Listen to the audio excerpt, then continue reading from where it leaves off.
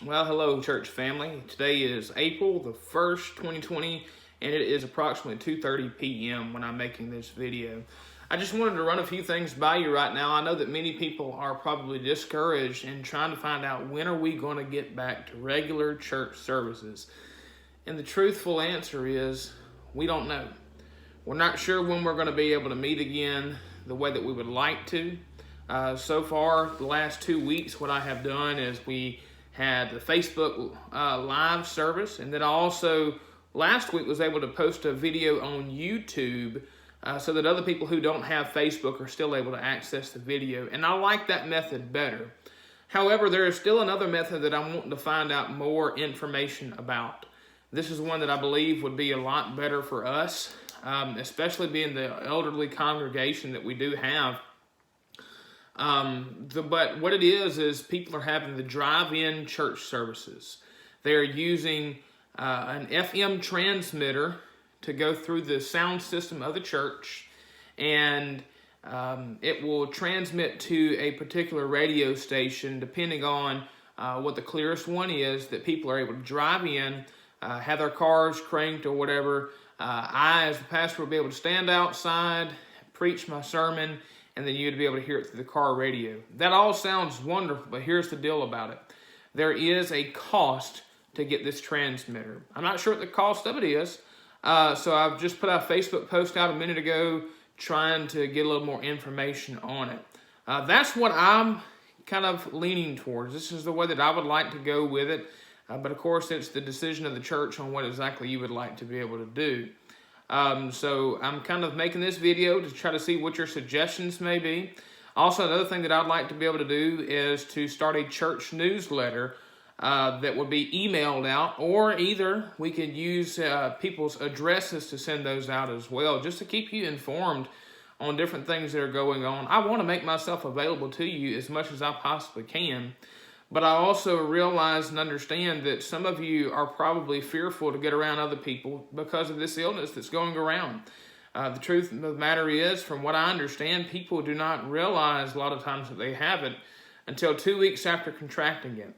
And so getting around other people is something that can be considered as dangerous. And we want to make sure that we are protecting people the best that we possibly can. The last thing that I would like to happen, I wouldn't like it to happen at all. Last thing I want to see is us get together and then we have somebody in the church that has contracted this virus and it's spread to someone else. And this person, whoever it may be, has spread to, has a weakened immune system. They have respiratory problems, and then they pass away as a result of it. So we want to follow the best guidelines that we have. So again, these are just a few ideas that I've had that may or may not be something that works well. I just want to hear your feedback. Please feel free to send me a text message at 601-248-8235. Inside of that text message, I want you to include a couple of different things. If you have an email address that you are able to check on a regular basis, I'd like you to send me that email address. If not, and you'd rather receive something by mail, send me your home address. Whichever one you receive mail at, whether it be a post office box, regardless of whatever it may be, send me your home address so we can still send out letters to you, church newsletters to you. Also, I want to encourage you as well. Again, we haven't met in the last 2 weeks. I'm not sure, some of you may have already utilized this, but to send your tithes in, the way that we would like to be able to do that is either you can send your tithes in through the mail, or you can send it in or contact me, contact somebody, and we can make arrangements to be here at the church to receive that. But again, these are just a few thoughts that I've had. One of those being, again, we have Easter coming up in 2 very short weeks. Normally, we would meet together, try to have our Easter sunrise services outside, but the truth of the matter is, again, things look completely different than what we have ever seen before. The president has gone out on a limb and he has said that we have a not a government shutdown, but a stay-at-home ordinance, so to speak. We want people to stay at home, stay safe until April the 30th for this entire month. So we want to abide by our rulings that we have been given the best way that we possibly can. And one of those ways that we abide by those rulings is just making sure that we ourselves stay safe, that we stay away from people and social interacting, social distancing the best that we possibly can. So again, I really think that this FM transmitter deal would be pretty good. But again, there are so many unknowns to it. I'm not sure how to work it.